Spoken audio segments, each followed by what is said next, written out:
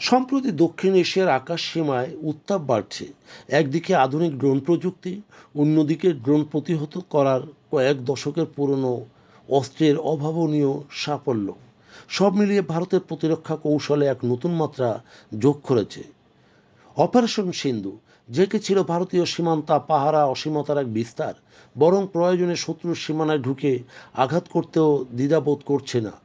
Operation সিন্ধুর সময়ে ভারত ৯ সন্ত্রাস আস্তানায় ধ্বংস করার দাবি করে, যদিও পাশাপাশি পাকিস্তানের একাধিক বিমান ঘাঁটিতে হামলায় সফলতার কথা বলে এবং সেই অভিযানে শত্রুপক্ষের বেশ মূল্যবান একটি আকাশযান ও কয়েকটি যুদ্ধবিমান ক্ষতি করার কথা জানায়। সেনা কর্মকর্তা ভারতীর মতে সেই অভিযান ছিল সন্ত্রাসের বিরুদ্ধে একটি চূড়ান্ত মেসেজ। যদিও তখন পাকিস্তান যুদ্ধবিরতির কথা জানায়, তবে তখন পর্যন্ত ভারত তার মূল লক্ষ্য অর্জনে সফল হয়। আর এই অভিযানে প্রমাণ করে ভারতের বেসামরিক অবকাঠামো ক্ষতি করার বর্তমান প্রেক্ষাপট পাকিস্তানের নেই। ড্রোন অনুপ্রবেশ এবং এল-70 বোফোর্সের বিস্ময়কর ফিরে আসা।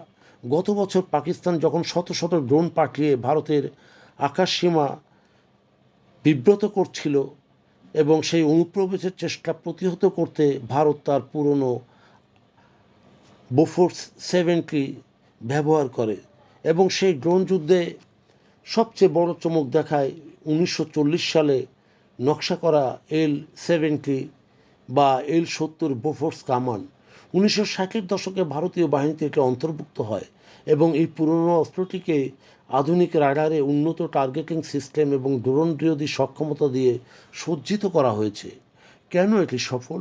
নিচু দিয়ে অনেক সময় ড্রোনগুলো উড়ে আসে এবং আধুনিক মিসাইল সিস্টেমকে ফাঁকি দিতে সক্ষম হয়, কিন্তু আধুনিক মিসাইল সিস্টেমকে ফাঁকি দেওয়ার থেকে এই অধুনায়ন করা বোফোর্স এল-70 কামান নিখুঁত নিশানায় ড্রোনগুলিকে ধ্বংস করতে সক্ষম হয়েছিল।